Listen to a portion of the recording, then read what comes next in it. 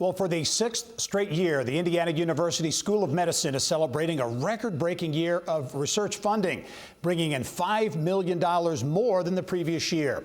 Business of Health reporter Kylie Valletta has more. Kylie.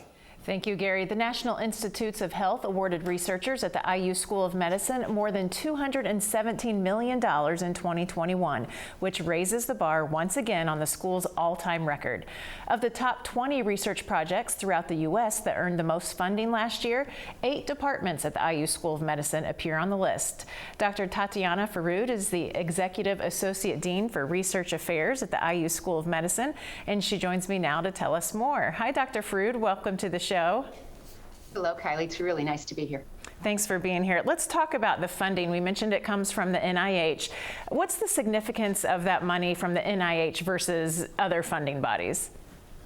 So glad to explain that. So the NIH, National Institutes of Health, is a government agency, and it's really the premier government agency in terms of funding. So for an investigator at Indiana University School of Medicine to receive funding from them, what that means they've done is they've written a proposal for their research.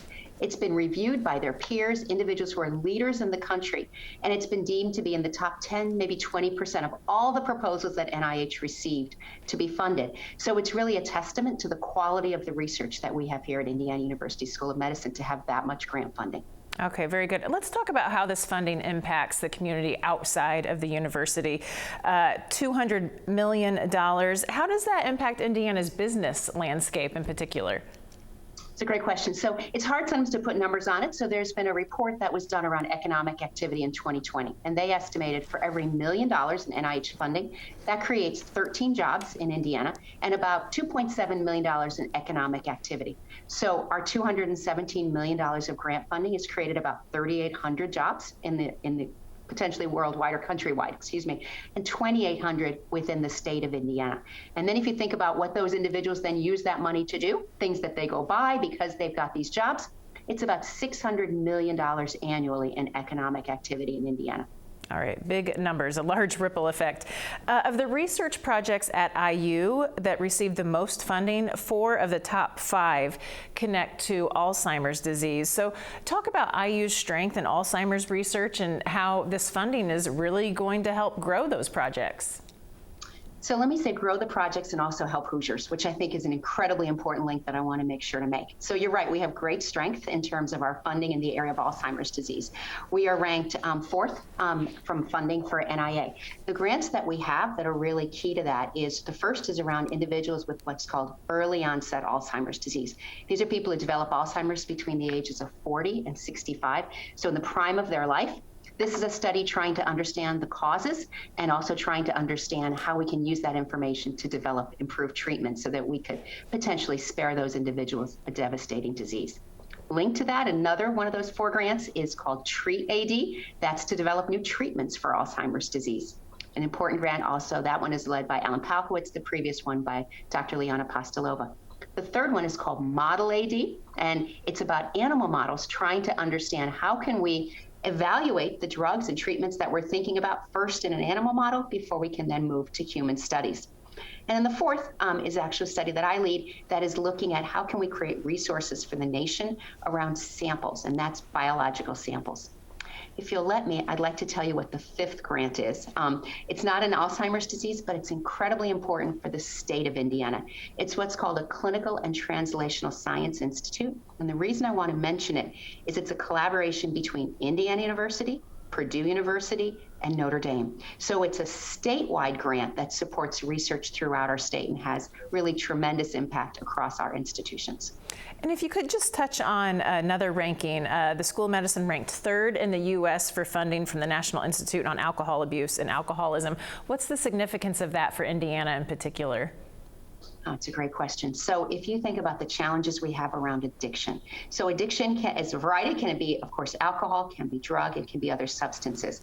So NIAAA, the one you just referred to, is specifically focused on alcohol, but there's so much what we call comorbidity. Individuals who may have trouble with alcohol use often will have other addictions. So studying and focusing around alcohol allows you to treat a variety and consider a variety of addictions. We have particular strengths in that area. First, we have an alcohol research center, so focused on a variety of different studies, grant funded from the NIH.